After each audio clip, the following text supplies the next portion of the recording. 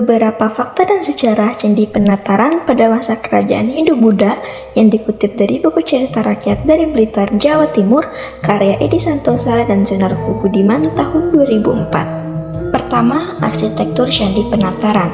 Arsitektur candi ini tersusun secara linear, tidak beraturan, dan dikelompokkan menjadi 3 bagian, yaitu halaman depan, tengah, dan juga belakang. Ketiga bagian ini memiliki beberapa arca dan bangunan lain yang membuat tampilannya terlihat megah. Kedua, candi terbesar di Jawa Timur. Candi Penataran merupakan candi bercorak Hindu yang paling besar di Jawa Timur dengan luas sekitar 12.946 meter persegi. Diburu oleh para arkeolog. Hingga saat ini, Candi Penataran masih berdiri kokoh dan belum pernah mendapat rekonstruksi sehingga keasliannya masih sangat terjaga.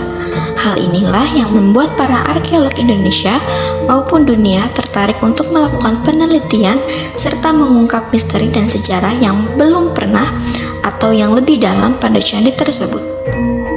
Keempat, tempat pemujaan tolak bala Gunung Kelut.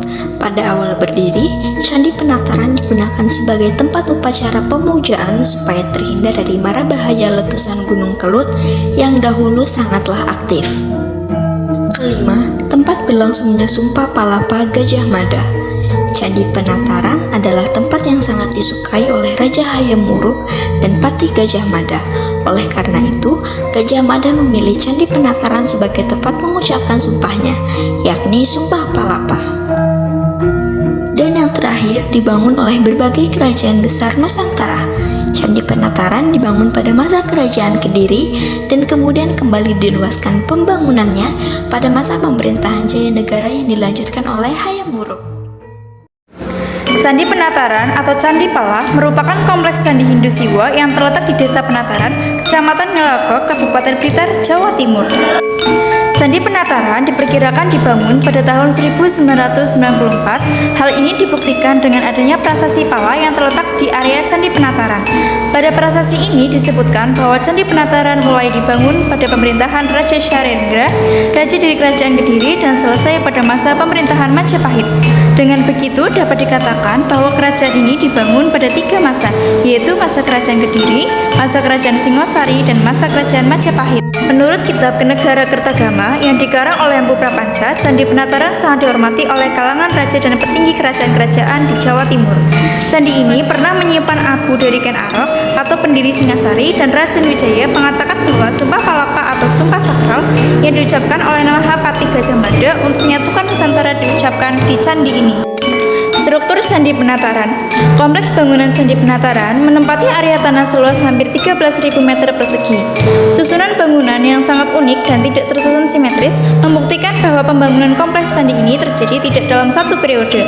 Masih ingat nggak nih candi ini dibangun oleh kerajaan apa aja? Halaman depan. 1. Balai Agung. Bangunan Balai Agung seluruhnya terbuat dari batu dengan dinding polos yang dilengkapi 4 buah tangga. Balai Agung diperkirakan berfungsi sebagai tempat musyawarah para pendeta. 2. Pendopo teras. Pendopo teras berupa batu berbentuk 4 persegi panjang yang berada di sebelah tenggara Balai Agung. Bangunan diperkirakan digunakan sebagai tempat untuk meletakkan sesaji dalam upacara keagamaan atau tempat peristirahatan raja dan bangsawan lain. Pada dinding-dinding pendopo teras terdapat relief-relief yang menceritakan berbagai kisah loh, tapi bukan kisah tentang ditolak gebetan. Kisah yang ada pada dinding pendopo teras ini diantaranya adalah cerita Bubuksa dan Gegang Aking, Bela Belu dan Damai Aking, Sang Setiawan dan Sri Tanjung. 3. Candi Candra Sengkala. Masyarakat Jawa Timur mengenal Candi Candra Sengkala dengan sebutan Candi Brawijaya. Lokasi candi ini berada di sebelah tenggara bangunan pendopo teras, di mana di sebelah kirinya terdapat arca wanita yang ditafsirkan sebagai perwujudan Gayatri Rajapatni. Halaman tengah. 1. Candi Naga. Kenapa disebut sebagai Candi Naga? Warnanya merah ya, kayak buah naga? Oh, tentu bukan. Penamaan Candi Naga diambil karena pada sekeliling tubuh candi tersebut berhiaskan lilitan naga dan disangga tokoh-tokoh berbusana seperti raja sebanyak 9 buah. Jadi nggak ada sangkut pautnya sama buah naga ya teman-teman. 2. Fondasi bata. Di halaman tengah terdapat sebuah fondasi dari bata yang diperkirakan sebagai pintu masuk.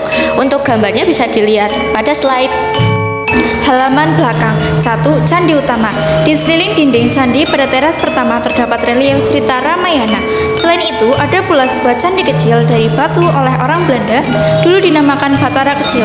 Tampaknya, candi inilah yang mulanya dibuat bersamaan dengan prasasti Palah melalui upacara prastisa.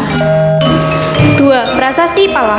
Prasasti Palah adalah prasasti berangka tahun 1119 Saka atau 1197 Masehi yang dibuat oleh Raja Srengga yang ditemukan di halaman Candi Penataran. Pada prasasti ini diterangkan kebahagiaan Kertajaya karena selamat dari bencana. Rasa senangnya tersebut kemudian dicurahkan dengan membangun prasasti yang ditulis dalam sebuah lingga pala oleh Empu Amogedwara atau disebut pula Empu Talalu.